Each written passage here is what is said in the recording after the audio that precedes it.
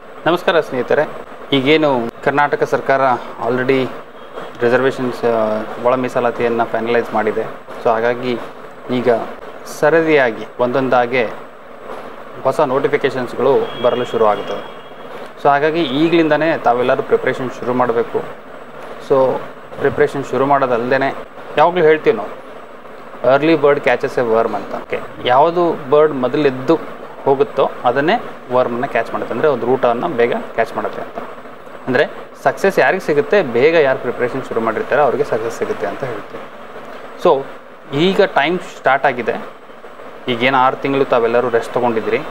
ಈಗ 6 ತಿಂಗಳಲ್ಲ, ಈಗ ಇನ್ನೂ ಒಂದು 3-4 ತಿಂಗಳಲ್ಲಿ ಮತ್ತೆ ಒಂದು ಹೊಸ ಎಕ್ಸಾಮ್, ಮಲ್ಟಿಪಲ್ ಎಕ್ಸಾಮ್ಸ್ಗಳು ಬರ್ತಾ ಹೋಗ್ತವೆ. ಅದರಲ್ಲಿ ಮೊದಲನೇ ಆಮೇಲೆ ತುಂಬ ವೇಟೆಡ್, ಭಾಳ ಜನ ವೇಟ್ ಮಾಡ್ತಿರುವಂಥದ್ದು PSI.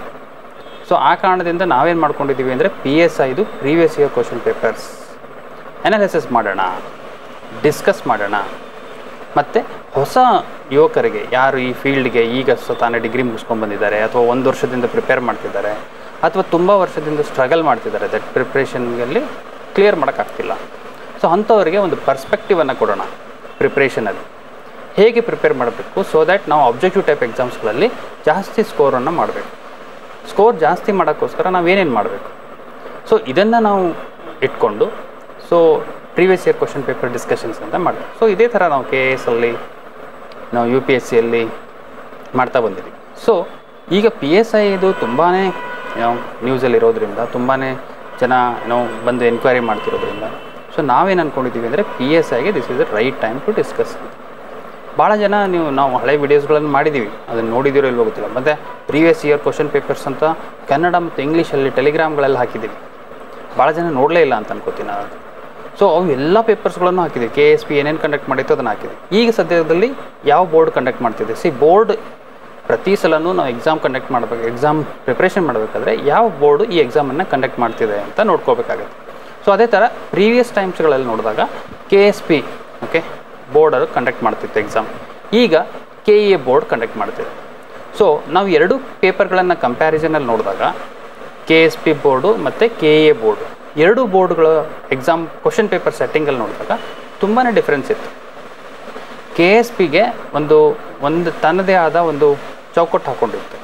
ಅಂದರೆ ಫಾರ್ ಎಕ್ಸಾಂಪಲ್ ಪೊಲೀಸ್ ಅಂದರೆ ಅವ್ರೇನು ಎಕ್ಸ್ಪೆಕ್ಟ್ ಮಾಡ್ತಿದ್ದಾರೆ, ಸೊ ದಟ್ ಯಾರು ಆಸ್ಪಿರೆಂಟಾಗಿ ಪ್ರಿಪೇರ್ ಮಾಡ್ತಿದ್ದಾರೆ PSI ಆಗಬೇಕು ಅಂತ, ಅವರು ಪೊಲೀಸ್ ಒಳಗಡೆ ಬರಬೇಕು ಅಂದರೆ ಅವ್ರು ಏನೇನು ಎಕ್ಸ್ಪೆಕ್ಟ್ ಮಾಡ್ತಿದ್ದಾರೆ ಅನ್ನೋದ್ರ ಬಗ್ಗೆ ಅವ್ರಿಗೊಂದು ಕ್ಲಾರಿಟಿ ಇತ್ತು. ಸೊ ಹಾಗಾಗಿ ಅವರು ಅದೇ ಆ್ಯಂಗಲಲ್ಲೇ ಅವ್ರ ಕ್ವಶನ್ಸ್ಗಳನ್ನು ಫ್ರೇಮ್ ಮಾಡ್ತಾಯಿದ್ರು. ಸೊ ಸ್ವಲ್ಪ ಅಲ್ಲಿ ಏನೋ ಸ್ವಲ್ಪ ಮಿಸ್ಚಿವಸ್ಸು, ಕರಪ್ಷನ್ನು ಅದು ಇದು ಅಂದ ತಕ್ಷಣ ಸರ್ಕಾರ ಏನು ಮಾಡ್ತು, KSPನ ತೆಗೆದು KEಗೆ ಕೊಡ್ತು. ಈ KE ಕೊಟ್ಟಾಗ KE ಏನು ಮಾಡುತ್ತೆ, ಮಲ್ಟಿಪಲ್ ಎಕ್ಸಾಮ್ಸ್ ಕಂಡಕ್ಟ್ ಮಾಡುತ್ತೆ. ಸೊ ಸಾಕಷ್ಟು ಎಕ್ಸಾಮ್ಸು, ಕೆಲವೊಂದರೆ ಲೈಕ್ ಡಿಪಾರ್ಟ್ಮೆಂಟಲ್ ಎಕ್ಸಾಮ್ಸ್ ಇರ್ತವೆ, ಮತ್ತು ಸ್ಟೇಟ್ದು ಸಿವಿಲ್ ಸರ್ವಿಸಲ್ಲಿ ಯಾವ್ಯಾವ ಪೋಸ್ಟ್ ಅಂದರೆ ಸಾಕಷ್ಟು, ನಾನು ಕೆಲವು ಪೋಸ್ಟ್ಗಳು ನನಗೂ ನೋಡೋಕ್ಕೆ ಹೋಗೋದಿಲ್ಲ. ಸೊ ಅಷ್ಟೆಲ್ಲ ಭಾಳಷ್ಟು ಪೋಸ್ಟ್ಗಳಿಗೆ ಎಕ್ಸಾಮ್ಗಳನ್ನು ಕಂಡಕ್ಟ್ ಮಾಡುತ್ತೆ. ಸೊ ಹಾಗಾಗಿ ಅವರು ರ್ಯಾಂಡಮ್ ಪಿಕ್ಕಿಂಗ್ ಕ್ವಶನ್ಸ್ ಏನಾಗುತ್ತೆ, ಒಂದೇ ಒಂದು ಸ್ಟ್ರಕ್ಚರ್ಡ್ ವೇನಲ್ಲಿ ಕ್ವಶನ್ಸ್ ಬರೋದು ತುಂಬ ಕಡಿಮೆ.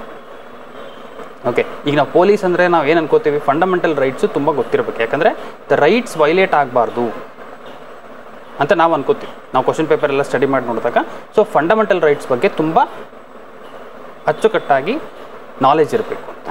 ಅದಲ್ಲದೆ ಕಾನೂನು ಅಂದರೆ ಕಾನ್ಸ್ಟಿಟ್ಯೂಷನ್ ಬಗ್ಗೆ ತುಂಬ ಆಳವಾಗಿ ಅರ್ಥ ಮಾಡ್ಕೊಂಡಿರಬೇಕು. ಸೊ ದ್ಯಾಟ್ ಅವರು ಸೇವೆಯಲ್ಲಿ ಬಂದಾಗ ಅದಕ್ಕೆ ಅದಕ್ಕೆ ತುಂಬ ಕಷ್ಟಪಟ್ಟು ತಿಳ್ಕೊಳ್ಳೋದಬಾರ್ದು ಅಂತ ನಮ್ಮ ಲೆವೆಲ್ಗೆ ಅಂಡರ್ಸ್ಟ್ಯಾಂಡಿಂಗ್ ಮಾಡ್ಕೊಂಡಿರ್ಬೇಕು. ಸೊ ಅದೇ ಪರ್ಸ್ಪೆಕ್ಟಿವಲ್ಲಿ KSP ಏನು ಮಾಡ್ತಿತ್ತು, ಕ್ವಶನ್ಸ್ ಏನೇ ತೆಗಿಬೇಕಾದ್ರೂ ಕಾನ್ಸ್ಟಿಟ್ಯೂಷನ್ನು, ಫಂಡಮೆಂಟಲ್ ರೈಟ್ಸ್ ಮೇಲೆ ಸಾಕಷ್ಟು ಕ್ವಶನ್ಸ್ಗಳು ಇನ್ ಡೆಪ್ತ್, ಇನ್ ವೆರೈಟಿಯಲ್ಲಿ ಕೇಳ್ತಾ ಹೋಗ್ತಿತ್ತು. 545 ಎಕ್ಸಾಮ್ ಏನು ಫಸ್ಟ್ ಟೈಮ್ ಕಂಡಕ್ಟ್ ಮಾಡಿತ್ತು. ಸೊ ಆ ಟೈಮಲ್ಲಿ ತುಂಬಾ ಚೇಂಜ್ ಆಗಿ, ತುಂಬ ಡಿಫ್ರೆಂಟ್ ಆಗಿ, ತುಂಬ ಬ್ಯೂಟಿಫುಲ್ಲಾಗಿ ಕ್ವಶನ್ ಪೇಪರನ್ನು ಸೆಟ್ ಮಾಡಿತ್ತು. ಬಟ್ ಏನು ಮಾಡೋಕ್ಕಾಗಲ್ಲ, ಅದು ಆದರೆ ಕೆಲವು ತೊಂದರೆಗಳಿಂದ ಅದು ಎಕ್ಸಾಮ್ ಕ್ಯಾನ್ಸಲ್ ಆಯಿತು, ಅದು ಮುಂದೆ. ಸೊ ಹಾಗೆ ಯಾವ ಬೋರ್ಡ್ ಎಕ್ಸಾಮ್ ಕಂಡಕ್ಟ್ ಮಾಡ್ತಿದೆ ಅಂತ ತಿಳ್ಕೊಂಡು ಆ ಬೋರ್ಡ್ ಮೈಂಡ್ಸೆಟ್ ಹೇಗಿದೆ ಅನ್ನೋದು ಅರ್ಥ ಮಾಡ್ಕೊಳ್ಳೋದು ತುಂಬ ಇಂಪಾರ್ಟೆಂಟ್. ನಾವು ಭಾಳಷ್ಟು ಜನ ಏನು ಮಾಡ್ತೀವಿ ಅಂತಂದರೆ ಪ್ರೀವಿಯಸ್ ಇಯರ್ ಕ್ವಶನ್ ಪೇಪರ್ ತೊಗೊಂಡು ಸುಮ್ಮನೆ ಸಾಲ್ವ್ ಮಾಡ್ತಾ ಹೋಗ್ತಾ ಇರ್ತೀವಿ. ಬಟ್ ಆ ಪ್ರೀವಿಯಸ್ ಇಯರ್ ಕ್ವಶನ್ ಪೇಪರು ಎಲ್ಲೂವರೆಗೂ KSP ಮಾಡಿದೆ, ಇನ್ಮೇಲೆ ಅಂದರೆ ಎಲ್ಲಿಂದ KE ಶುರು ಮಾಡಿದೆ. ಸೊ KE ಕ್ವಶನ್ ಪೇಪರ್ಗೂ ಮತ್ತು KSP ಕ್ವಶನ್ ಪೇಪರ್ಗೂ ಏನೇನು ಡಿಫ್ರೆನ್ಸ್ ಇದೆ ಅನ್ನೋದು ತುಂಬ ಆಳವಾಗಿ ಚೆನ್ನಾಗಿ ಸ್ಟಡಿ ಮಾಡಬೇಕು. ಆವಾಗಲೇ ನಿಮಗೆ ಕ್ವಶನ್ಸ್ ಹೇಗೆ ಬರುತ್ತೆ ಅನ್ನೋದು ಗೆಸ್ ಮಾಡೋಕ್ಕೆ ಸಾಧ್ಯ. ನೀವು ಗೆಸ್ ಮಾಡಬೇಕು ಅಂದರೆ ಈ ಸರಿ ಈ ಕ್ವಶನ್ ಬರ್ಬೋದಾ, ಈ ಸರಿ ಈ ಕ್ವಶನ್ ಬರ್ಬೋದಾ, ಈ ಥರ ಕ್ವಶನ್ ಕೇಳ್ಬೋದಾ, ಆ ಥರ ಕ್ವಶನ್ ಕೇಳ್ಬೋದಾ ಅಂತ ನಿಮಗೆ ಗೊತ್ತಾಗಬೇಕು ಅಂದರೆ you have to understand the board. ಅದು ಫಸ್ಟ್ ಮೇಜರ್ ಆಸ್ಪೆಕ್ಟ್. ನಾನು ಯಾವಾಗಲೂ ನನ್ನ ಅಂದರೆ ನಾವು ಕ್ರೆಡೆನ್ಸ್ ಪರ್ಟಿಕ್ಯುಲರ್ಲಿ ಯಾಕೆ ಫೇಮಸ್ ಇದೆ ಅಂತಂದರೆ ನಮ್ಮ ರಿಸರ್ಚ್ ಇದ್ರ ಮೇಲೇ ಇರುತ್ತೆ. ಮಲ್ಟಿಪಲ್ ಆ್ಯಂಗಲ್ಸ್ಗಳೆಲ್ಲ ನಾವು ರಿಸರ್ಚ್ ಮಾಡ್ತೀವಿ. ನಾವು KS ಪೇಪರ್ ತೆಗಿಬೇಕಾದ್ರೂ ಸಾಕಷ್ಟು ಯೂನಿವರ್ಸಿಟಿಗಳ ಅಂದರೆ ಪೇಪರ್ ಸೆಟ್ ಮಾಡೋದು ಯಾರು? University professors. So university professors ಅಂದರೆ ಕರ್ನಾಟಕದಲ್ಲಿ ಎಷ್ಟು ಯೂನಿವರ್ಸಿಟಿಗಳಿದ್ದಾವೆ, ಇಂಡಿಯಾದಲ್ಲಿ ಯಾವ್ಯಾವ ಯೂನಿವರ್ಸಿಟೀಸ್ಗಳಿಗೆ ತುಂಬ ಹೆಸರಾಂತ ಯೂನಿವರ್ಸಿಟೀಸ್ಗಳಿದ್ದಾವೆ ಅನ್ನೋದ್ರ ಬಗ್ಗೆ ನೋಡ್ತಾ ಇರ್ತೀವಿ. ಸೊ ಆ ಯೂನಿವರ್ಸಿಟೀಸ್ ಮೈಂಡ್ಸೆಟ್ ಹೇಗಿರುತ್ತೆ, ಸೊ ಆ ಮೈಂಡ್ಸೆಟ್ಟು ಯಾವ ಥರ ಕ್ವಶನ್ ಪೇಪರ್, ಹೋದ ವರ್ಷ ಯಾವ ಥರ ಕ್ವಶನ್ ಪೇಪರ್ ಬಂದಿತ್ತು, ಸೊ ಹಾಗಿದ್ರೆ ಇದು ಯಾವ ಯೂನಿವರ್ಸಿಟಿಗೆ ಅಲೈನ್ ಆಗ್ಬೋದು ಈ ಮೈಂಡ್ಸೆಟ್ಟು ಅನ್ನೋದನ್ನು ತುಂಬ ರಿಸರ್ಚ್ ಮಾಡ್ತೀವಿ. ಸೊ ಆ ರಿಸರ್ಚ್ ಬೇಸ್ಡ್ ಮೇಲೇ ನಿಮಗೆ ಕ್ವಶನ್ಸ್ ಏನಾಗುತ್ತೆ ಮೋಸ್ಟ್ ಪ್ರಾಬಬ್ಲಿ ರಿಫ್ಲೆಕ್ಟ್ ಆಗ್ತಾ ಬರುತ್ತೆ. ಸೊ ಅದೇ ಸೇಮ್ ಸ್ಟೇಟ್ಮೆಂಟ್ ಬರಲಿಕ್ಕಿಲ್ಲ, ಬಟ್ ಆ ಸ್ಟೇಟ್ಮೆಂಟ್ಗೆ ಕ್ವಶನ್ನು ನಮ್ಮ ಸ್ಟೇಟ್ಮೆಂಟ್ ಏನಿರುತ್ತೆ ಆ ಕ್ವಶನ್ಸ್ ಏನು ಸ್ಟೇಟ್ಮೆಂಟ್ ಇರುತ್ತೆ ಎರಡಕ್ಕೂ ಸೇಮ್ ಇರುತ್ತೆ. ಸೊ ಅದೇ ಥರ ಇಲ್ಲೂ KA ನಾವು ಈಗ ಸಾಕಷ್ಟು ಅಂದರೆ ಕೂತ್ಕೊಂಡು ರಿಸರ್ಚ್ ಮಾಡ್ತಾ ಇದ್ವಿ. KA ಬೋರ್ಡ್ ಕೆಲವು ಕ್ವಶನ್ಸ್ ಅಂದರೆ around 15%, 10 to 15% of the questions ಏನಿದೆ ರ್ಯಾಂಡಮ್ ಇದೆ. ನೀವು ತೆಗೆದು ನೋಡಿ, ಯಾವುದೇ ಪೇಪರ್ ತೆಗೆದು ನೋಡಿ, ಸುಮ್ಮನೆ ರ್ಯಾಂಡಮ್ ಪಿಕ್ ಮಾಡ್ತಾರೆ. ಕೆಲವು ಟೈಮ್ ಔಟ್ಡೇಟೆಡ್ ಕ್ವಶನ್ಸು ಬಂದಿರೋದಿದೆ. ಓಕೆ, ಹಳೆ ಎಕ್ಸಾಮ್ಸ್ಗಳಲ್ಲಿ ನಾವು ಸುಮ್ಮನೆ ರ್ಯಾಂಡಮ್ ಕ್ವಶನ್ ಪಿಕ್ ಮಾಡೋಕ್ಕೆ ಹೋಗಿ ಔಟ್ಡೇಟೆಡ್ ಕ್ವಶನ್ಸು ಇತ್ತು ಅದರಲ್ಲಿ. ಸೊ ಆ ಥರನೂ ಬರ್ಬೋದು, ಚಾನ್ಸಸ್ ಇರುತ್ತೆ. ಓಕೆ, ಸೊ ಬಟ್ ಆದರೆ ಅದಕ್ಕೆ ನಾವು ಪ್ರಿಪ್ರೇಷನ್ ಮಾಡಬೇಕು ಅನ್ನೋದಿಲ್ಲ. ಯಾಕಂದರೆ ನನಗೂ ಬರಲ್ಲ ಅಂದರೆ ಯಾರಿಗೂ ಬರಲ್ಲ. ನಾನು ಸೀರಿಯಸ್ ಪ್ರಿಪೇರ್ ಮಾಡ್ತಿದ್ದೀನಿ ಅಂದರೆ ನನಗೆ ಬರಲ್ಲ ಅಂದರೆ ಯಾರಿಗೂ ಬರಲ್ಲ ಅಂತಲೇ ಅರ್ಥ ಅದರಲ್ಲಿ. ಓಕೆ, ಸೀರಿಯಸ್ ಪ್ರಿಪರೇಷನ್ ಮಾಡಿದವ್ರಿಗೆ ಮಾತ್ರ ಇದು ಅಪ್ಲೈ ಆಗುತ್ತೆ. ಸೊ ಆ perspectively 10 to 15% of the questions ಏನಿದೆ ರ್ಯಾಂಡಮ್ ಅಂದರೆ ಇವ್ರು ಸುಮ್ಮನೆ ಎಲ್ಲಿಂದಾದರೂ ಪಿಕ್ ಮಾಡಾಕ್ತಾರೆ. ನನಗನ್ಸುತ್ತೆ ಕೆಲವು ಟೈಮ್ ನಾನು ಕ್ವಶನ್ ಪೇಪರ್ ಅನಾಲಿಸಿಸ್ ಮಾಡ್ತಾ ಇರಬೇಕಾದ್ರೆ ಅವ್ರು ರ್ಯಾಂಡಮಾಗಿ ಪಿಕ್ ಮಾಡೋದು ಏನಂದರೆ ಹಳೆ ಪೇಪರ್ಸ್ಗಳಿಂದ ಒಂದು 15 ಕ್ವಶನ್ ತೆಗೆದು ಸುಮ್ಮನೆ ಪಿಕ್ ಮಾಡಿ ಹಾಕ್ಬಿಡ್ತಾರೆ. ಅಂದರೆ ಅವರು ಯಾವ್ಯಾವ ಡಿಪಾರ್ಟ್ಮೆಂಟಲ್ಲಿ ಎಕ್ಸಾಮ್ಸ್ ಕಂಡಕ್ಟ್ ಮಾಡಿರ್ತಾರೆ, ಮತ್ತು ನಾವು ವೇರಿಯಸ್ ಎಕ್ಸಾಮ್ಸ್ಗಳನ್ನು ಸ್ಟೇಟ್ ಸಿವಿಲ್ ಸರ್ವಿಸಲ್ಲಿ ಎಕ್ಸಾಮ್ಸ್ಗಳನ್ನು ಕಂಡಕ್ಟ್ ಮಾಡಿರ್ತಾರೆ. ಸೊ ಅವೆಲ್ಲ ಎಕ್ಸಾಮ್ಸ್ಗಳದ್ದು ಕ್ವಶನ್ಸಲ್ಲಿ ಒಂದು 15 ಕ್ವಶನ್ ಜನರಲ್ ಆಗಿರುವಂಥದ್ದು ಪಿಕ್ ಮಾಡಿ ನಿಮ್ಗೆ ಕೊಡೋದು. 10 to 15% ಅದು ಫಿಕ್ಸ್ ಇರುತ್ತೆ, ನೋಡಿ ನೀವು ಅಬ್ಸರ್ವ್ ಮಾಡಿ. ಸೊ ಈ ಥರ ಒಂದು ಅಬ್ಸರ್ವೇಷನಲ್ಲಿ ನಾವು ಕ್ವಶನ್ಸ್ಗಳನ್ನು ತೆಗಿತಾ ಹೋಗ್ತೀವಿ, ನೋಡ್ತಾ ಹೋಗ್ತೀವಿ. ಸೊ ಅದಕ್ಕೆ ಈ ರಿಸರ್ಚ್ ಬೇಸ್ಡ್ ಅಂದರೆ ಭಾಳಷ್ಟು ಸಂಸ್ಥೆಗಳು ಇದ್ದಾವೆ, ಬಟ್ ನಾವನ್ನೋದೇನು ಅಂತಂದರೆ ಈ ರಿಸರ್ಚ್ಗಳನ್ನು ಭಾಳ ಇಂಪಾರ್ಟೆಂಟ್ ಇರುತ್ತೆ. R&D is very important in any field. Okay, ಯಾವುದೇ ಒಂದು ಸಂಸ್ಥೆಯಲ್ಲಿ R&D ಇಲ್ಲ ಅಂದರೆ ಅದು ಸುಮ್ಮನೆ ಎಲ್ಲಿಂದನೂ ಕಾಪಿ ಪೇಸ್ಟ್ ಮಾಡಿ ಕ್ವಶನ್ಸ್ ತೆಗೆದು ಟೆಸ್ಟ್ ಸೀರೀಸ್ಗಳನ್ನು ಕಂಡಕ್ಟ್ ಮಾಡೋದು ಸಿಂಪಲ್. ಈಗಂತೂ ChatGPT ಬಂದಿದೆ, ಎಲ್ಲೆಂದಾದರೂ ಸುಮ್ಮನೆ ಕ್ವಶನ್ ಪೇಪರ್ ತೆಗಿಬೋದು, ಎಲ್ಲರೂ ಟೆಸ್ಟ್ ಸೀರೀಸನ್ನು ಕಂಡಕ್ಟ್ ಮಾಡ್ಬೋದು. ಬಟ್ ಯಾವ ಕ್ವಶನ್ಸು ಯಾವ ಲೆವೆಲ್ಗೆ ಬರುತ್ತೆ ಅನ್ನೋದು ಅರ್ಥ ಮಾಡ್ಕೊಳ್ಳೋದು ತುಂಬ ಇಂಪಾರ್ಟೆಂಟ್. ಸೊ ಅದಕ್ಕೆ ನಾವು ಒಂದು ಇಲ್ಲಿ ಏನು ವಿಶೇಷವಾಗಿ ನೋಡೋಣ ಅಂತಂದರೆ, ಯಾರಾದರೂ ಈಗ ಫಸ್ಟ್ ವಿಡಿಯೋ ಇದು ನೋಡ್ತೀರಾ, ನೋಡಾದಮೇಲೆ ನಿಮಗೆ ಇದರಲ್ಲಿ ಏನು ಬೇಕು, ಈಗ ನಾನು ಇಷ್ಟೆಲ್ಲ ಹೇಳಿದೆ, ಇದರಲ್ಲಿ ಸರ್ ಬಿಗಿನಿಂಗಿಂದ ನಾನು ಕ್ವಶನ್ ಪೇಪರ್ ಅನಾಲಿಸಿಸ್ ಹೇಳಿದೆ, ಕಂಪ್ಯಾರಿಸನ್ ಹೇಳಿದೆ. ಓಕೆ, ಮತ್ತು ಕ್ವಶನ್ಸ್ ಯಾವ ಥರ ಬರುತ್ತೆ ಅನ್ನೋ ಗೆಸ್ ಮಾಡೋದು. ಸೊ ಇದರಲ್ಲಿ ಇನ್ನೂ ಡೆಪ್ತವಾಗಿ ಅಂದರೆ ಆಳವಾಗಿ ಯಾವುದ್ರ ಮೇಲೆ ಬೇಕು ಅನ್ನೋದನ್ನು ನೀವು ಕಮೆಂಟಲ್ಲಿ ಹಾಕಿದ್ರೆ ನಾವು ಅದ್ರ ಮೇಲೆ ಮತ್ತೆ ಪ್ರೊಸೀಡ್ ಮಾಡ್ತೀನಿ. ಸೊ ಈಗ ಸದ್ಯಕ್ಕೆ ನಾವೇನು ಅಂದ್ಕೊಂಡಿದ್ದೀವಿ ಅಂತಂದರೆ ಪ್ರೀವಿಯಸ್ ಇಯರ್ ಕ್ವಶನ್ ಪೇಪರ್ ಮೇಲೆ ಡಿಸ್ಕಷನ್ ಮಾಡೋಣ. ಅಂದರೆ ಈಗ ರೀಸೆಂಟ್ ಉಲ್ಟಾ ಹೋಗ್ತೀವಿ, ಅಂದರೆ we will go reverse. So recent ಆಗಿರೋದು ಫಸ್ಟ್ ಮಾಡಿ ಆಮೇಲೆ ಹಳೆಯದೆಲ್ಲ ಡಿಸ್ಕಸ್ ಮಾಡ್ತಾ ಬರ್ತೀವಿ. ಸೊ KA ಪೇಪರ್ಸ್ಗಳನ್ನು ಫಸ್ಟ್ ಡಿಸ್ಕಸ್ ಮಾಡ್ತೀವಿ. ನಾನು KSP ಪೇಪರ್ಗಳನ್ನು ಡಿಸ್ಕಸ್ ಮಾಡೋದು ಇನ್ನೂ ನೆಸೆಸಿಟಿ ಅಂತ ನನಗೆ ಇನ್ನೂ ಅನಿಸಿಲ್ಲ. ಯಾಕೆ ಅಂತಂದರೆ ಅವ್ರದ್ದು ಕಂಪ್ಲೀಟ್ಲಿ ಡಿಫ್ರೆಂಟ್ ಇದೆ ಪೇಪರ್. ಬಟ್ ಆದರೆ ಆ ಕ್ವಶನ್ಸ್ಗಳನ್ನು ಓದೋದೇ ಬಿಡಬಾರ್ದು. ಆ ಕ್ವಶನ್ಸ್ಗಳಲ್ಲಿ ತುಂಬ ಫ್ಯಾಕ್ಚುಯಲ್ ಅಂದರೆ GK ಕ್ವಶನ್ಸು ತುಂಬ ಇದೆ, ಭಾಳಷ್ಟು GK ಕ್ವಶನ್ಸ್ಗಳು ಅದರಲ್ಲಿ ಇದ್ದಾವೆ. ಓಕೆ, ಸೊ ಆ ಕಾರಣದಿಂದ ನಾನಂತ ಇರೋದು ಹಾಗಾಗಿ ಪ್ರೀವಿಯಸ್ ಇಯರ್ ಕ್ವಶನ್ ಪೇಪರ್ಸ್ ಇವತ್ತು ನಾನು ಪ್ರೀವಿಯಸ್ ಇಯರ್ ಕ್ವಶನ್ ಪೇಪರ್ಸ್ ಅಂದರೆ ಹಳೆ ಕ್ವಶನ್ ಪೇಪರ್ಗಳಲ್ಲಿ ರೀಸೆಂಟಾಗಿ 402 ಎಕ್ಸಾಮ್ ಆಗಿತ್ತು. ಆ ಕ್ವಶನ್ ಪೇಪರಲ್ಲಿ ಯಾವ ಥರ ಕ್ವಶನ್ಸ್ ಬಂದಿತ್ತು, ಅದರ ಆನ್ಸರ್ಸ್ ಯಾವ ಕರೆಕ್ಟ್ ಇದೆ ಅನ್ನೋದನ್ನು ಡಿಸ್ಕಸ್ ಮಾಡೋಣ. ಆಮೇಲೆ ಈ ಕ್ವಶನ್ ಸಾಲ್ವ್ ಮಾಡಬೇಕಾದ್ರೆ ನಾವು ಯಾವ ಥರ ಸಾಲ್ವ್ ಮಾಡಬೇಕು, ಪ್ರಾಕ್ಟೀಸ್ ಮಾಡಬೇಕಾದ್ರೂ ಯಾವ ಥರ ಪ್ರಾಕ್ಟೀಸ್ ಮಾಡಬೇಕು ಅನ್ನೋದನ್ನು ವಿ ವಿಲ್ ಡಿಸ್ಕಸ್. ಸೊ ಇದು ಕ್ವಶನ್ಸ್ ಏನಿದೆ 402 ಪೇಪರ್, ಈಗೇನು ತೊಗೊಳ್ತಾ ಇದ್ದೀನಿ 402, ಅದರಲ್ಲಿ ಸಬ್ಜೆಕ್ಟ್ ವೈಸ್ ಡಿಸ್ಕಷನನ್ನು ಮಾಡ್ತಾ ಹೋಗೋಣ. ನಾವೀಗ ಪಾಲಿಟಿಯಿಂದ ಶುರು ಮಾಡ್ತಾ ಇದ್ದೀನಿ. Geography, ecology, science and technology, economy, subject wise ಎಲ್ಲ ಸಬ್ಜೆಕ್ಟದು ಸಪ್ರೇಟಾಗಿ ನಿಮಗೆ ಗೊತ್ತಾಗುತ್ತೆ.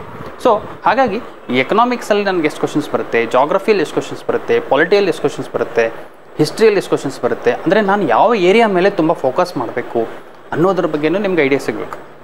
ನಾನು ಸುಮ್ಮನೆ ಎಲ್ಲರೂ ಒಂದು ಬುಕ್ಸ್ ಲಿಸ್ಟ್ ಹೇಳಿದ್ದಾರೆ, ಆ ಬುಕ್ಸ್ಗಳನ್ನು ಸುಮ್ಮನೆ ಓದ್ತಾ ಹೋಗೋದು. 2 ಸರಿ ಓದು ಅಂದರೆ 2 ಸರಿ ಓದಿದೆ. ಬ್ಲೈಂಡ್ಲಿ ಓದೋದ್ರಿಂದ ಪರೀಕ್ಷೆ ಪಾಸ್ ಆಗೋದು ತುಂಬ ಕಷ್ಟ. ಸೊ ಬ್ಲೈಂಡ್ಲಿ ಓದೋದು ಬದಲು ಫೋಕಸ್ಡಾಗಿ ಓದೋದು ತುಂಬ ಇಂಪಾರ್ಟೆಂಟ್ ಆಗುತ್ತೆ. ಸೊ ಈ ಕ್ವಶನ್ಸ್ಗಳಿಂದ ನಮಗೆ ಭಾಳ ಇನ್ಸೈಟ್ ಸಿಗುತ್ತೆ. ನೋಡೋಣ ಏನು ಇನ್ಸೈಟ್ಸ್ ಇದೆ ಅಂತ. ಸೊ ಈ ಕ್ವಶನ್ ಏನು ಬಂದಿತ್ತು, ರಾಜ್ಯವೊಂದರ ಮುಖ್ಯಮಂತ್ರಿಗೆ ಸಂಬಂಧಿಸಿದ ಕೆಳಗಿನ ಹೇಳಿಕೆಗಳನ್ನು ಪರಿಗಣಿಸಿ. ಸೊ ಈ ಕ್ವಶನ್ ಇದೆ ಅಂದರೆ it is related to the ಮುಖ್ಯಮಂತ್ರಿಗಳು, ಅಂದರೆ ಚೀಫ್ ಮಿನಿಸ್ಟರ್ಗೆ ಸಂಬಂಧಪಟ್ಟ ಹಾಗೆ.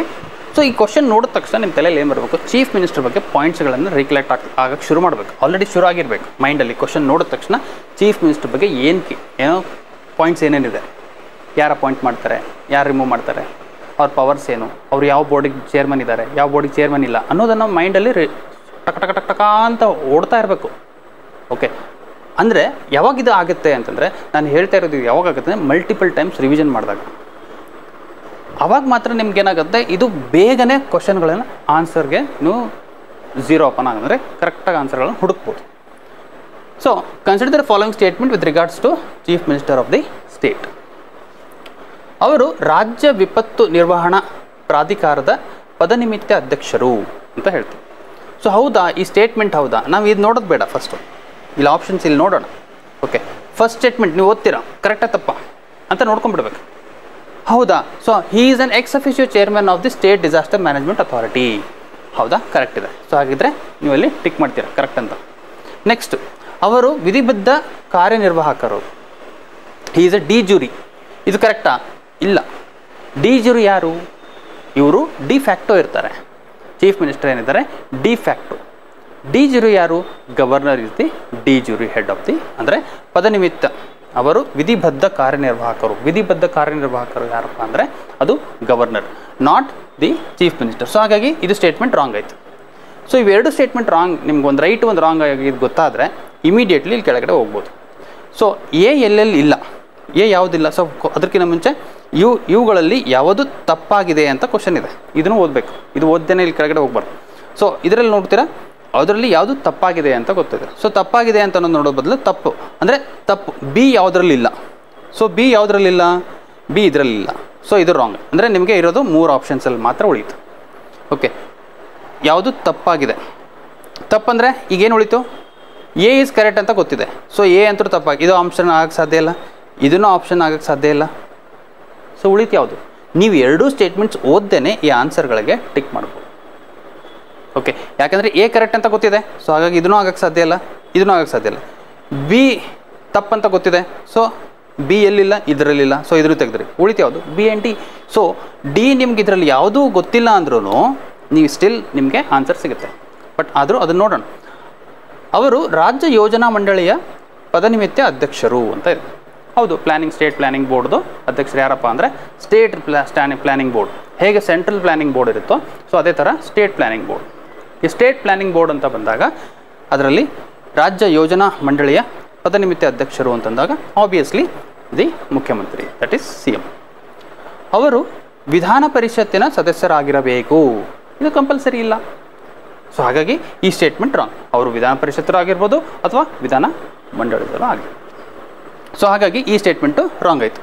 ಸೊ ಅಂದರೆ ನೀವು ಇದು 4 ಸ್ಟೇಟ್ಮೆಂಟ್ ಓದಿದ ಆನ್ಸರ್ ಮಾಡೋ ಬದಲು ನೀವು 2 ಸ್ಟೇಟ್ಮೆಂಟ್ ಓದೂ ಆನ್ಸರ್ ಮಾಡ್ಬೋದು. ಇದರಲ್ಲಿ ನಾವೇನು ಮಾಡ್ತೀವಿ, ಟೈಮನ್ನು ಸೇವ್ ಮಾಡ್ತಾ ಹೋಗ್ತೀವಿ. ಬಟ್ ಭಾಳಷ್ಟು ಜನ ಈ ಹರಿಬರಿಯಲ್ಲಿ ಮಾಡೋಕ್ಕೆ ಹೋಗಿ ಈ ಸ್ಟೇಟ್ಮೆಂಟ್ ನೋಡಿಲ್ಲ ಅಂದರೆ ನೀವೇನು ಮಾಡ್ತೀರ, ಅವಾಗ ಎ ಹುಡುಕ್ತೀರ. ಅಂದರೆ ನೀವು ಎಲ್ಲೆಲ್ಲಿ ಎ ಇಲ್ವೋ ಅದನ್ನು ಕ್ರಾಸ್ ಮಾಡೋಕ್ಕೆ ಹೋಗ್ಬಿಡ್ತೀರ. ಹಾಗಿದ್ದಾಗ ನಿಮ್ದು ಆನ್ಸರ್ ಆಟೋಮೆಟಿಕ್ಲಿ ರಾಂಗ್ ಆಗುತ್ತೆ. ಸೊ ಕಂಪಲ್ಸರಿಲಿ ಇದು ಏನಿದೆ ಅಂತ ಓದಬೇಕು. Which of the following statement is correct ಇದೆಯಾ, ಯಾವುದು ಸರಿಯಾಗಿದೆಯಾ ಅಂತ ಇದೆಯಾ, ಯಾವುದು ತಪ್ಪಾಗಿದೆಯಾ ಅಂತ ಕೇಳಿದ್ದಾರೆ ಅನ್ನೋದನ್ನು ನೋಡ್ಬೋದು. ಅರ್ಥ ಆಯ್ತಲ್ವಾ? So this is a very simple statement. ಭಾಳ ಜನ ಈ 4 ಸ್ಟೇಟ್ಮೆಂಟ್ ಕೊಟ್ಟದೆ ಮೊದಲು ಈ ಥರ ಇರ್ತಿರಲಿಲ್ಲ. 2015, 16, 17, 18, 19ವರೆಗೂ ಕ್ವಶನ್ ಪೇಪರ್ಸ್ ನೋಡಿದಾಗ ಈ ಮಲ್ಟಿಪಲ್ ಸ್ಟೇಟ್ಮೆಂಟ್ಸ್ ಬರೋದು ವೆರಿ ರೇರ್ ಇರ್ತಿತ್ತು. ಈಗ ಮಲ್ಟಿಪಲ್ ಸ್ಟೇಟ್ಮೆಂಟ್ಸ್ ಡಿಫಾಲ್ಟ್ ಆಗಿದೆ. ಹೇಗೆ ಈಗ UPSCಯಲ್ಲಿ only 1 statement is correct, only 2 statements, ಅದೇ ಥರ KSPಯಲ್ಲೂ ಅಥವಾ ಅಂದರೆ PSIನಲ್ಲೂ ಕೇಳ್ತಾ ಇದ್ದಾರೆ. ಓಕೆ, ಸೊ ನೆಕ್ಸ್ಟ್ ಕ್ವಶನ್ ನೋಡೋಣ. ಕೆಳಗಿನ ಯಾವ ಸಂದರ್ಭದಲ್ಲಿ ಸಂಸತ್ತಿನ ಸದಸ್ಯನೊಬ್ಬನಿಗೆ ಪಕ್ಷಾಂತರ ನಿಷೇಧ ಕಾನೂನು ಅನ್ವಯಿಸುವುದಿಲ್ಲ? ಓಕೆ, ಯಾವ ಸದಸ್ಯರಿಗೆ ಪಕ್ಷಾಂತರ ಕಾಯ್ದೆಯನ್ನು ಅನ್ವಯಿಸುವುದಿಲ್ಲ ಅಂತ ಕೇಳಿದ್ದಾರೆ. To whom it does not apply ಅಂತ. So under which of the following circumstances anti defection law does not apply to the member of the parliament? ಯಾವುದು ಅಪ್ಲೈ? ಸೊ ಮತ್ತೇನು ಈಗ ನಿಮ್ಗೇನು ಬಂತು? Anti defection law. So disqualification ಏನು? 4 class ಇದೆ. 4 class ಟಕ ಟಕ ಅಂತ ಮೈಂಡಲ್ಲಿ ಓಡ್ತಾ ಇರಬೇಕು. ವಾಲಂಟರಿ ಮೆಂಬರ್ಶಿಪ್ಪನ್ನು ಕೊಟ್ಟರೆ ಅವ್ರಿಗೆ ಅಪ್ಲೈ ಆಗುತ್ತೆ. If anybody tenders A voluntary resignation, so ಆ ಸಮಯದಲ್ಲಿ ಅವರಿಗೆ ಆ್ಯಂಟಿ ಡಿಫೆಕ್ಷನ್ ಲಾ ಅಪ್ಲೈ ಆಗುತ್ತೆ. ಅಥವಾ ಯಾರಾದರೂ independent political party member joins after winning, ಅಂದರೆ ಎಲೆಕ್ಷನ್ ಗೆದ್ದಾದ ಮೇಲೆ ಇನ್ನೊಂದು ಹೊಸ ಪಾರ್ಟಿಗೆ ಜಾಯಿನ್ ಆಗಿಬಿಟ್ರೆ ಅವಾಗ ಆ್ಯಂಟಿ ಡಿಫೆಕ್ಷನ್ ಲಾ ಅಪ್ಲೈ ಆಗುತ್ತೆ. ಪೊಲಿಟಿಕಲ್ ಪಾರ್ಟಿ ಮೆಂಬರ್ಸು ಅವರ ವೋಟ್ ಪಾರ್ಟಿ ಏನು ಹೇಳುತ್ತೆ ಅವರ ವಿರುದ್ಧವಾಗಿ ವೋಟ್ ಮಾಡಿದ್ರೆ ಅವಾಗ ಆ್ಯಂಟಿ ಡಿಫೆಕ್ಷನ್ ಲಾ ಅಪ್ಲೈ ಆಗುತ್ತೆ. ಅದೇ ಥರ ನಾಮಿನೇಟೆಡ್ ಮೆಂಬರ್, ಯಾರು ರಾಜ್ಯಸಭೆಯಲ್ಲಿ ನಾಮಿನೇಟ್ ಆಗಿರ್ತಾರೆ, ಆ ನಾಮಿನೇಟೆಡ್ ಮೆಂಬರು ಯಾವುದಾದ್ರೂ ಪೊಲಿಟಿಕಲ್ ಪಾರ್ಟಿಗೆ ಜಾಯಿನ್ ಆದರೆ ಬಿಫೋರ್ 6 ಮಂತ್ಸ್ ಏನಾದರೂ ಜಾಯಿನ್ ಆದರೆ ಅವರಿಗೆ ಆ್ಯಂಟಿ defection law apply.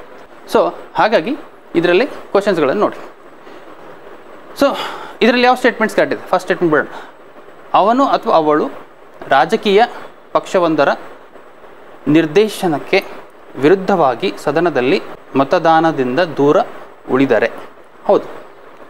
So if he or she abstains from voting in the house contrary to the directions of the political party ಏನು ಹೇಳಿರ್ತಾರೆ ಅದರದ್ದು ವಿರುದ್ಧವಾಗಿ ಯಾರಾದರೂ ಪಕ್ಷ ವೋಟ್ ಮಾಡಿದರೆ ಅವರಿಗೆ ಅನ್ವಯಿಸ್ತದೆ, ಅನ್ವಯಿಸಲ್ವೋ? ಇವರಿಗೆ ಅನ್ವಯಿಸ್ತದೆ. Okay, it does apply to him. Okay, ಸ್ವತಂತ್ರ ಸದಸ್ಯನೊಬ್ಬನು ಚುನಾವಣೆಯ ನಂತರ ರಾಜಕೀಯ ಪಕ್ಷವೊಂದನ್ನು ಸೇರಿದರೆ, ಹೌದಾ, ರಾಜಕೀಯ ಪಕ್ಷವನ್ನು ಸೇರಿದರೆ ಏನಾಗುತ್ತೆ? ಆಬ್ವಿಯಸ್ಲಿ ಇದು ಅಪ್ಲೈ ಆಗುತ್ತೆ. ಅಂದರೆ ಯಾರಾದರೂ ಇಂಡಿಪೆಂಡೆಂಟ್ ಪೊಲಿಟಿಕಲ್ ಪಾರ್ಟಿ ಮೆಂಬರ್ ಸ್ವತಂತ್ರವಾಗಿ ನಿಲ್ಲಿರ್ತಾರೆ, ಅವ್ರು ಗೆದ್ದುಬಿಟ್ಟಿರ್ತಾರೆ, ಗೆದ್ದಾದಮೇಲೆ ಅವ್ರು ಮತ್ತೆ ಗೆದ್ದಾದಮೇಲೆ ಯಾವುದೋ ಒಂದು ಪೊಲಿಟಿಕಲ್ ಪಾರ್ಟಿ ಗೌರ್ಮೆಂಟನ್ನು ಫಾರ್ಮೇಷನ್ ಮಾಡ್ತಿದೆ ಅಂಥೇಳಿ ಆ ಪೊಲಿಟಿಕಲ್ ಪಾರ್ಟಿಗೆ ಜಾಯ್ನ್ ಆಗಿಬಿಟ್ರೆ ಏನಾಗುತ್ತೆ? ಜನರನ್ನು ಮೋಸ ಮಾಡ್ದಂಗೆ ಆಗುತ್ತೆ. ಯಾಕೆ? ಜನ ಎಲ್ಲ ಪಾರ್ಟಿಗೆ ತಿರಸ್ಕಾರ ಮಾಡಿ ನೀನು ಗೆಲ್ಲಿಸಿದ್ದಾರೆ, ನೀನು ಮತ್ತೆ ಅದೇ ಅವು ಯಾವ ಲಿಸ್ಟೆಡ್ ಪೊಲಿಟಿಕಲ್ ಪಾರ್ಟಿ ಅದಕ್ಕೆ ಹೋಗ್ಬಿಟ್ರೆ ಜನರಿಗೆ ಮೋಸ ಮಾಡ್ದಂಗೆ ಆಗುತ್ತೆ. ಸೊ ಹಾಗಾಗಿ ಅದನ್ನು ಆಬ್ವಿಯಸ್ಲಿ ಅವ್ರಿಗೂ ಅಪ್ಲೈ ಆಗುತ್ತೆ. ಅವನು ಅವಳು ಇತರೆ ಪಕ್ಷದೊಂದರಿಗೆ ಮಿಲನಗೊಂಡು ಪರಿಣಾಮವಾಗಿ ಅವನು ಪಕ್ಷದಿಂದ ಹೊರಗಡೆ ಹೋದರೆ. Okay, if he or she goes out of his party as a result of merger of that party with another party.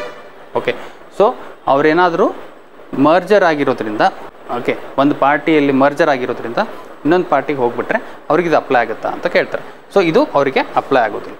Okay, if a nominated member of house joins a political party after 6 months, ಸದನವೊಂದರಲ್ಲಿ ನಾಮನಿರ್ದೇಶನ ಸದನದೊಳಗೆ 6 ತಿಂಗಳ ನಂತರ ರಾಜಕೀಯ ಪಕ್ಷವೊಂದರನ್ನು ಸೇರಿದರೆ. Okay, so ಅವಾಗೇನಾಗುತ್ತೆ? Anti defection law apply ಆಗುತ್ತೆ. ಸೊ ಇದಕ್ಕೆ ಯಾವುದಕ್ಕೆ ಅಪ್ಲೈ ಆಗೋದಿಲ್ಲ? ಓನ್ಲಿ ಇದೊಂದಕ್ಕೆ ಅಪ್ಲೈ ಆಗುತ್ತೆ.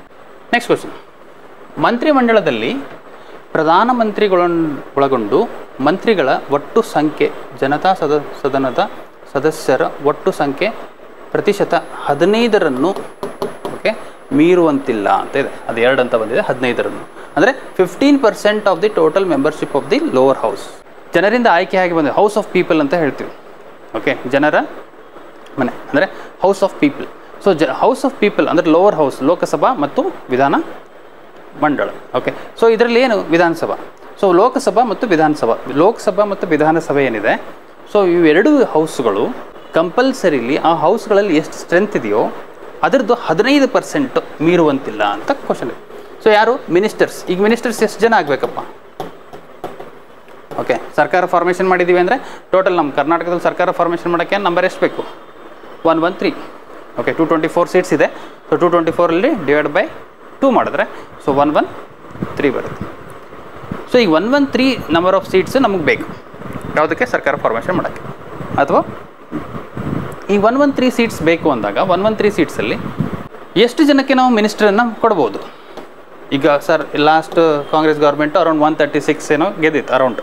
ಸೊ 136 ಈಗ ಪ್ರೆಸೆಂಟ್ ಗೌರ್ಮೆಂಟ್. ಸೊ 136 ಸೀಟ್ಸ್ ಗೆದ್ದಿದೆ ಅಂದರೆ ಎಷ್ಟು ಜನಕ್ಕೆ ಮಿನಿಸ್ಟರ್ ಮಾಡ್ಬೋದು ಅವರು? ಸೊ ಎಲ್ಲರಿಗೂ ಮಿನಿಸ್ಟರ್ ಕೊಡ್ಬೋದಾ? ಆ ಡಿಸ್ಕ್ರಿಷನರಿ ಪವರ್ ಇರ್ಬೋದಲ್ಲ. ಸೊ ಅದಕ್ಕೆ 91st ಕಾನ್ಸ್ಟಿಟ್ಯೂಷನಲ್ ಅಮೆಂಡ್ಮೆಂಟ್ ಆ್ಯಕ್ಟ್ ಅಂದರೆ 91ನೇ ತಿದ್ದುಪಡಿಯಲ್ಲಿ 91st ಕಾನ್ಸ್ಟಿಟ್ಯೂಷನಲ್ ಅಮೆಂಡ್ಮೆಂಟ್ ಆ್ಯಕ್ಟಲ್ಲಿ ನಾವು ಅದನ್ನು ಲಿಮಿಟ್ ತೊಗೊಂಡ್ಬಂದ್ವಿ. ಏನಂತ?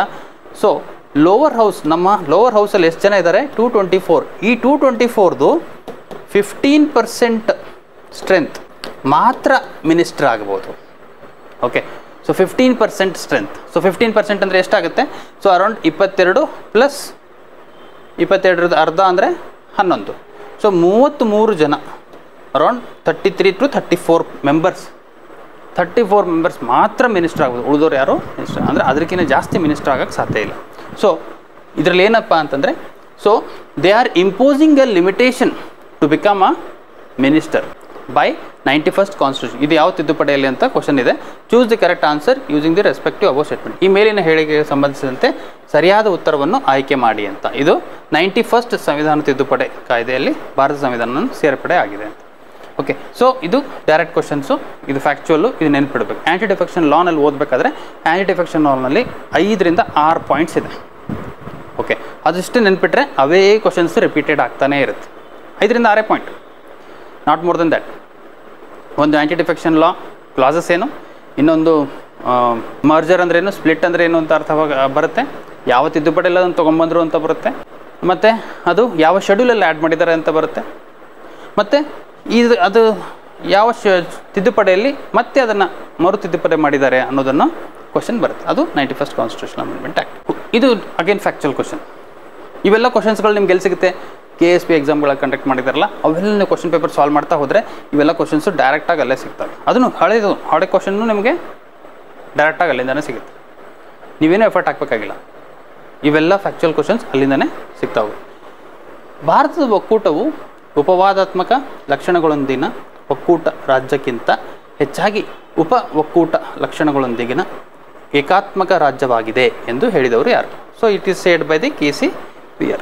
Okay, so there is a direct question, there is nothing much to discuss about this. Which of the following statements are correct about the adjournment motion? It must be supported. ನಿಲುವಳಿ ಸೂಚನೆಗೆ ಸಂಬಂಧಿಸಿದಂತೆ ಈ ಕೆಳಗಿನ ಹೇಳಿಕೆಯಲ್ಲಿ ಯಾವ ಸರಿಯಾಗಿದೆ ಅಂತ. ನಿಲುವಳಿ ಸೂಚನೆ ಅಂದರೆ ಅಂದ ತಕ್ಷಣ ಅಡ್ಜರ್ನ್ಮೆಂಟ್ ಮೋಷನ್ ಅಂದ ತಕ್ಷಣ ನಿಮ್ಮ ತಲೆಯಲ್ಲಿ ಓಡ್ತಾ ಇರಬೇಕು, ಪಾಯಿಂಟ್ಸು ಟಕಟಕಡ ಅಂತ ಬರ್ತಾ ಇರಬೇಕು. ಅಡ್ಜರ್ನ್ಮೆಂಟ್ ಮೋಷನ್ ಬಗ್ಗೆ ಏನೇನು ಓದಿದ್ವಿ? 5-6 ಪಾಯಿಂಟ್ ಇದೆ. ಏನು ಅದು? ಒಂದು ನಿರ್ದಿಷ್ಟವಾದ ವಿಷಯದ ಮೇಲೆ ಚರ್ಚೆ ಇರುತ್ತೆ, ಅದಕ್ಕೆ 50 ಜನ ಸಪೋರ್ಟ್ ಮಾಡಿರಬೇಕು ಅಂತ. ಓಕೆ, ಸೊ ಈ ಥರ ನಿಮಗೆ ಪಾಯಿಂಟ್ಸ್ಗಳು ಬರ್ತಾವೆ. ಅದು ಲೋವರ್ ಹೌಸ್ ಅಂದರೆ ಲೋಕಸಭೆಯಲ್ಲಿ ಅಥವಾ ವಿಧಾನಸಭೆಯಲ್ಲಿ ಮಾತ್ರ ಡಿಸ್ಕಸ್ ಮಾಡ್ಬೋದು. ಓಕೆ, ಲೋವರ್ ಹೌಸಲ್ಲಿ ಮಾತ್ರ ಅದನ್ನು ಡಿಸ್ಕಸ್ ಮಾಡ್ಬೋದು, ಬೇರೆ ಹೌಸಲ್ಲಿ ಡಿಸ್ಕಸ್ ಮಾಡೋಂಗಿಲ್ಲ. ಅಂದರೆ ರಾಜ್ಯಸಭೆಯಲ್ಲಿ ಡಿಸ್ಕಸ್ ಮಾಡೋಂಗಿಲ್ಲ, ಅಡ್ಜರ್ನ್ಮೆಂಟ್ ಮೋಷನ್ ಇಂಟ್ರಡಕ್ಷನ್ ಮಾಡೋಂಗೇ ಇಲ್ಲ. ಈ ಒಂದು 3-4 ಪಾಯಿಂಟ್ ನಿಮ್ಮ ತಲೆಯಲ್ಲಿ ಬಂದುಬಿಟ್ರೆ ಅದರಲ್ಲೇ ಆನ್ಸರ್ ಸಿಕ್ಬಿಡುತ್ತೆ. ಈಗ ನೋಡಿ ಮತ್ತೆ ಅಗೇನ್, ಇದರ ಮಂಡನೆಗೆ 100ಕ್ಕಿಂತ ಕಡಿಮೆ ಇಲ್ಲದಷ್ಟು ಸದಸ್ಯರನ್ನು ಬೆಂಬಲಿಸಬೇಕು. 200 ಅಂತಿದೆ, 200 ಅಂತರೂ ಆಬ್ವಿಯಸ್ಲಿ ರಾಂಗ್ ಆಯಿತು. ಇದು ಎಷ್ಟು ಬೇಕೋ 50 ಬೇಕು. ಸೊ ಹಾಗಾಗಿ ಈ ಸ್ಟೇಟ್ಮೆಂಟ್ ಇಮಿಡಿಯೇಟ್ಲಿ ರಾಂಗ್. ಕ್ವಶನ್ ಏನು ಕೇಳಿದ್ದಾರೆ? ಕೆಳಗಿನ ಹೇಳಿಕೆ ಯಾವುದು ಸರಿಯಾಗಿವೆ ಅಂತ ಕೇಳಿದ್ದಾರೆ. So A is wrong. A ಎಲ್ಲೆಲ್ಲಿದೆ ತೆಗೆದುಬಿಡಿ, ಉಳಿತು ಯಾವುದು? BCD. Answer is BCD. ನಿಮ್ಗೆ ಇದು ಒಂದೇ ಸ್ಟೇಟ್ಮೆಂಟಲ್ಲಿ ಇದು ಆನ್ಸರ್ ಎಲ್ಲ ಸಿಕ್ಬಿಡ್ತು, ನೀವು ಕೆಳಗಡೆ ಓದನೂ ಬೇಕಾಗಿಲ್ಲ. ಓಕೆ, ಕೆಳಗಡೆ ಕ್ವಶನ್ಸ್ ಸ್ಟೇಟ್ಮೆಂಟ್ ಓದಬೇಕಾಗಿಲ್ಲ. ಎ ರಾಂಗ್ ಇದೆ ಅಂದರೆ ಉಳಿದಿರೋದೆಲ್ಲ ಕರೆಕ್ಟಾಗಿ. ಸೊ ಇದು ನಿರ್ದಿಷ್ಟ ತುರ್ತು ಮತ್ತು ಸಾರ್ವಜನಿಕ ಮಹತ್ವದ ಪ್ರಶ್ನೆಯೊಂದನ್ನು ಎತ್ತಬೇಕು. ಆಬ್ವಿಯಸ್ಲಿ ಅದಕ್ಕೆ ಒಂದು ಡೆಫಿನೆಟ್ ಮ್ಯಾಟರ್ ಇರಬೇಕು. ಓಕೆ, ಅದಕ್ಕೆ ಒಂದು ಡೆಫಿನೆಟ್ ಮ್ಯಾಟರ್ ಇರಬೇಕು. ಈಗ ಯಾವುದೋ ಸ್ಟೇಟ್ ವಿಷಯದ ಮೇಲೆ ಕ್ವಶನ್ ಎತ್ತಾ ಇದ್ದೀವಿ, ಇಲ್ಲ ಅವೆಲ್ಲ ಎತ್ತಂಗಿಲ್ಲ. ಯಾವುದೋ ಒಂದು ವೇಗ್ ವಿಷಯ ಗೊತ್ತೇ ಇರಲ್ಲ, ಅದೇನೋ ಆಗಿರ್ಬೋದು ಅಂತ ನಿಮ್ಗೆ ಅನಿಸುತ್ತೆ, ಮೀಡಿಯಾದೆಲ್ಲೋ ಕೇಳಿರ್ತೀರ. ಆದರೆ ಇಲ್ಲ, ಈ ಅಡ್ಜರ್ನ್ಮೆಂಟ್ ಮೋಷನನ್ನು ಇಂಟ್ರಡಕ್ಷನ್ ಮಾಡಬೇಕು ಅಂದರೆ, ನೀವು ಸದನದಲ್ಲಿ ಮಂಡನೆ ಮಾಡಬೇಕು ಅಂದರೆ ಅದಕ್ಕೆ ಒಂದು ಫ್ಯಾಕ್ಟ್ಸ್ ಇರಬೇಕು, ನಿಮ್ಮ ಹತ್ರ ಫಿಗರ್ಸ್ ಇರಬೇಕು. ಅದನ್ನು ಬೆಳಗ್ಗೆ 10 ಗಂಟೆಗೇ ಅದನ್ನು ಕೊಟ್ಟಿರಬೇಕು. ಯಾರಿಗೆ? ಪ್ರಿಸೈಡಿಂಗ್ ಆಫೀಸರ್ ಅಂದರೆ ಸ್ಪೀಕರ್ಗೆ ಕೊಟ್ಟಿರಬೇಕು. ಅವ್ರಿಗೆ 10 ಗಂಟೆಗೆ ಕೊಟ್ಬಿಟ್ರೆ ದೆನ್ ಅದನ್ನು ಎತ್ಕೋಬೇಕು, ಅದನ್ನು ತೊಗೋಬಾರ್ದು ಅನ್ನೋದನ್ನು ಅವ್ರು ಡಿಸೈಡ್ ಮಾಡ್ತಾರೆ. ಇದು ಒಂದಕ್ಕಿಂತ ಹೆಚ್ಚು ವಿಷಯವನ್ನು ಒಳಗೊಳ್ಳುವಂತಿಲ್ಲ. ಇದು ಒಂದೇ ಮ್ಯಾಟರ್ ಇರಬೇಕು. 2-3 ಮ್ಯಾಟರ್ಗಳಲ್ಲಿ ಡಿಸ್ಕಷನ್ ಮಾಡ್ತೀವಿ ಅಂದರೆ ನಡೆಯೋದಿಲ್ಲ, ಒಂದೇ ಮ್ಯಾಟರ್. ಅದಕ್ಕೆ ಫಸ್ಟ್ ಇದರಲ್ಲೇ ಹೇಳಿದ್ದೀವಿ, it should raise a matter which is definite and urgent and public importance. Okay, that is ನಿರ್ದಿಷ್ಟ ತುರ್ತು ಮತ್ತು ಸಾರ್ವಜನಿಕರ ಮಹತ್ವದ ಪ್ರಶ್ನೆ ಹೊಂದಿರಬೇಕು. ಓಕೆ, ಸಾರ್ವಜನಿಕರಿಗೆ ಅದು ತುಂಬ ಇಂಪಾರ್ಟೆಂಟ್ ಆಗಿರಬೇಕು, ಅಂಥದ್ದು ಮಾತ್ರ ಇಲ್ಲಿ ಎತ್ತಬೋದು. ಸೊ ಹಾಗಾಗಿ ಇದು ಸ್ಟೇಟ್ಮೆಂಟ್ ಕರೆಕ್ಟ್ ಇದೆ, ಇದೂ ಕರೆಕ್ಟ್ ಇದೆ. ಸೊ ಇದು ನ್ಯಾಯಾಲಯದ ತೀರ್ಪಿಗೆ ಒಳಪಟ್ಟಿರುವ ಯಾವುದೇ ವಿಷಯವೊಂದನ್ನು ವ್ಯವಹರಿಸುವಂತಿಲ್ಲ. ಕರೆಕ್ಟು. ಆಬ್ವಿಯಸ್ಲಿ ಸಬ್ಜುಡೈಸ್ ಯಾವುದೂ ಡಿಸ್ಕಸ್ ಮಾಡಲ್ಲ. ಯಾವುದಾದ್ರು ಸಬ್ಜುಡೈಸ್ ಇದ್ದರೆ ಪಾರ್ಲಿಮೆಂಟಲ್ಲಿ, ಸದನದಲ್ಲಿ ಡಿಸ್ಕಷನ್ ಮಾಡೋದಿಲ್ಲ. ಇದು ಕಾಮನ್ ಸೆನ್ಸ್, ಇದು ನೋಡಿರ್ತೀರ. ಯಾವುದೋ ಸಬ್ಜುಡೈಸ್ ಯಾರಾದರೂ ನೀವು ಸ್ಪೀಕರ್ ಮಾತಾಡ್ತಿರ್ತಾರಲ್ಲ, ಅಂದರೆ the members of the house ಮಾತಾಡಬೇಕಾದ್ರೆ, ಸದನದ ಮೆಂಬರ್ಗಳು ಮಾತಾಡಬೇಕಾದ್ರೆ ಅವ್ರು ಹೇಳ್ತಾರೆ, ಸೊ ಅದು ಸಬ್ಜುಡೈಸ್ ಇದೆ, ನಾನು ಮಾತಾಡೋದಿಲ್ಲ. ಅಂದರೆ ಅದು ಕೋರ್ಟಲ್ಲಿದೆ, ಹಾಕಿದರೆ ಅದ್ರ ಬಗ್ಗೆ ನಾನು ಮಾತಾಡಲ್ಲ. ಕೋರ್ಟಲ್ಲಿ ಯಾವುದಾದ್ರೂ ವಿಷಯ ನಡೀತಿದ್ರೆ ಅದು ಸದನದಲ್ಲಿ ಡಿಸ್ಕಷನ್ ಮಾಡುವಂಗಿಲ್ಲ. ಓಕೆ, ಸೊ ಅದಕ್ಕೆ ಇದು ಕರೆಕ್ಟ್ ಇದೆ. ಸೊ ಇವು 3 ಆನ್ಸರ್ ಕರೆಕ್ಟ್ ಆಯ್ತು. ನೋಡಿ, ನಾವು ಇದು ಒಂದೇ ಕ್ವಶನ್ ಸ್ಟೇಟ್ಮೆಂಟ್ ಓದ್ಬಿಟ್ಟು ಇದಕ್ಕೆ ಆನ್ಸರ್ ಮಾಡಿದೆ. ಟೈಮ್ ಎಷ್ಟು ಉಳಿತ್ರಿ? ನಾನು ಈ ಸ್ಟೇಟ್ಮೆಂಟ್ ಓದಕ್ಕೆ ನಂಗೆ ಟೈಮ್ ಎಷ್ಟು ಬೇಕು? ಹಾರ್ಡ್ಲಿ ಒಂದು 10 ಸೆಕೆಂಡು ಭಾಳ ಆಯ್ತು ಅನ್ಕೊ. 10 ಸೆಕೆಂಡಲ್ಲಿ ಸ್ಟೇಟ್ಮೆಂಟ್ ಓದಿದೆ. ಈ ಸರಿಯೋ ತಪ್ಪು ಅಂತ ಅನ್ನೋದು ನನಗೆ ಗೊತ್ತಾಯಿತು. ತಪ್ಪಿದೆ, ನಾನು ಇಲ್ಲಿಗೆ ಬಂದೆ, ನೋಡಿದೆ ಎಲ್ಲೆಲ್ಲಿ ತಪ್ಪಿದೆ, ತೆಗೆದೆ, ಮುಗಿದು ಆನ್ಸರ್ ಸಿಕ್ತಲ್ವೋ. ಸೊ 10 ರಿಂದ 15 ಸೆಕೆಂಡ್ಗಳಲ್ಲಿ ಈ ಥರ ಆನ್ಸರ್ಸ್ಗಳನ್ನು ಸಾಲ್ವ್ ಮಾಡಿಕೊಂಡು ಬೇರೆ ನಿಮಗೆ ಇನ್ನೊಂಚೂರು ವಿಚಾರ ವಿಮರ್ಶೆ ಮಾಡುವಂಥ ಪ್ರಶ್ನೆಗಳಿರ್ತವೆ. ಸೊ ಅಂಥ ಪ್ರಶ್ನೆಗಳಿಗೆ ಸಾಕಷ್ಟು ಟೈಮ್ಗಳನ್ನು ಇಡಬೇಕಾಗತ್ತೆ. ಬಟ್ ಈ ಥರ ಕ್ವಶನ್ಸ್ಗಳಲ್ಲಿ ಟೈಮನ್ನು ಕದಿಬೇಕು. ಸ್ಟೀಲಿಂಗ್ ದಿ ಟೈಮ್ ಅಂತ ಹೇಳ್ತೀವಿ. ಅಂದರೆ you have to steal the time in the examination. So ಕದಿಯೋದಂದರೆ ಹೆಂಗೆ ಅಂದರೆ ಇದನ್ನೇ ಕದ್ಬಿಡ್ಬೇಕು. ಅಂದರೆ ಅವರು ಅದೇ ಥರ ಕೊಟ್ಟಿರ್ತಾರೆ. ಇದರಲ್ಲಿ ನಿಮ್ಗೆ ತುಂಬ ಡಿಫಿಕಲ್ಟ್ ಮಾಡಿ, ತುಂಬ ಟ್ವಿಸ್ಟ್ ಮಾಡಿ, ತುಂಬ ಮೈಂಡ್ ಪ್ರೆಷರ್ ಕೊಡಬೇಕು. ಸೊ ಅದು ಹೈಯರ್ ಲೆವೆಲ್ ಎಕ್ಸಾಮ್ಸ್ಗಳಿಗೆ ಬರ್ತಾ ಹೋಗುತ್ತೆ. ಓಕೆ, ಈಗ UPSC ಎಕ್ಸಾಮ್ ಬರೀಬೇಕಾದ್ರೆ ಇನ್ನೊಂದು ಸ್ವಲ್ಪ ತಲೆ ಕೆರ್ಕೊಳ್ಳೋವಂಥದ್ದು ಬರುತ್ತೆ. ಅಲ್ಲೂ ಈ ಥರ ಟ್ರಿಕ್ಸ್ಗಳಿದ್ದಾವೆ. ಓಕೆ, ಸೊ ಈ ಥರ ನೀವು ಎಲ್ಲ ಕ್ವಶನ್ ಪೇಪರ್ ಅಂದರೆ ನೀವು ಟೆಸ್ಟ್ ಸೀರೀಸ್ ಸಾಲ್ವ್ ಮಾಡ್ತಿದ್ದೀರಾ ಅಥವಾ ನಿಮ್ಮಷ್ಟಕ್ಕೆ ನೀವೇ ಒಂದು ಡೈಲಿ ಒಂದು 10 ಕ್ವಶನ್ನ ಸಾಲ್ವ್ ಮಾಡ್ತಿದ್ದೀರಾ, ಈ ಕ್ವಶನ್ಸ್ಗಳನ್ನು ತೊಗೊಂಡು ಸಾಲ್ವ್ ಮಾಡ್ತಾ ಹೋಗಬೇಕು. ಅದರಲ್ಲಿ ಈ ಟ್ರಿಕ್ಸು, ಈ ಮೆಥಡ್ಸು ಇದನ್ನು ಯೂಸ್ ಮಾಡ್ತಾ ಹೋಗಿ. ಅರ್ಥ ಆಯ್ತಾ? ಸೊ ಇದಕ್ಕೆ ನಿಮ್ಗೇನಾದರೂ ನಾನು ಹೇಳಿದಾಗೆ ಫಸ್ಟಿಗೆ ಏನೇನು ಇಂಟ್ರಡಕ್ಷನ್ ಕೊಟ್ಟಿದ್ನೋ ಅದ್ರ ಬಗ್ಗೆ ನಿಮ್ಗೇನಾದರೂ ಒಂದು ವಿಷಯದ ಬಗ್ಗೆ ತುಂಬ ಚರ್ಚೆ ಬೇಕು ಅಂದರೆ ನಾನು ಕಂಪ್ಯಾರಿಸನ್ ಕ್ವಶನ್ ಪೇಪರಲ್ಲಿ ತೊಗೊಂಬರ್ತೀನಿ. ಕಮೆಂಟ್ ಮಾಡಿ, ಸೊ ದಟ್ ನನಗೆ ಅರ್ಥ ಆಗುತ್ತೆ. ಅದ್ರ ಮೇಲೆ ನಮ್ಮ ಟೀಮ್ ಏನಿದೆ ಮತ್ತು ಸಾಕಷ್ಟು ಕ್ವಶನ್ಸು ಮತ್ತು ಸಾಕಷ್ಟು strategies to get the success in the first attempt. So first ಅಟೆಂಪ್ಟಲ್ಲೇ ಸಕ್ಸಸ್ಸನ್ನು ಹೇಗೆ ತೊಗೋಬೇಕು ಅನ್ನೋದ್ರ ಬಗ್ಗೆ ತಿಳಿತಾ ಹೋಗಿ. ಸೊ ಇದರಲ್ಲಿ ನೀವು ಸ್ವಲ್ಪ ಬ್ರೈನ್ ಸ್ಟ್ರಾಮಿಂಗ್ ಮಾಡಬೇಕು ಮತ್ತು ನಿಮ್ಮ ಮೈಂಡ್ ಓಪನ್ ಆಗಿರಬೇಕು. ಓಕೆ, ಓಪನ್ ಆಗಿರೋದಂದ್ರೇನು ಏನು ಹೇಳ್ತಾ ಇದ್ದೀವನ್ನೋ ಅದು ಚೆನ್ನಾಗಿ ಅರ್ಥ ಮಾಡ್ಕೊಳ್ಳೋದು ಶಕ್ತಿ ಇರಬೇಕು. ಅದಿದ್ದರೆ ಆಟೋಮೆಟಿಕ್ಲಿ ಕ್ಲಿಯರ್ ಆಗುತ್ತೆ. All the best. Will see in the next video.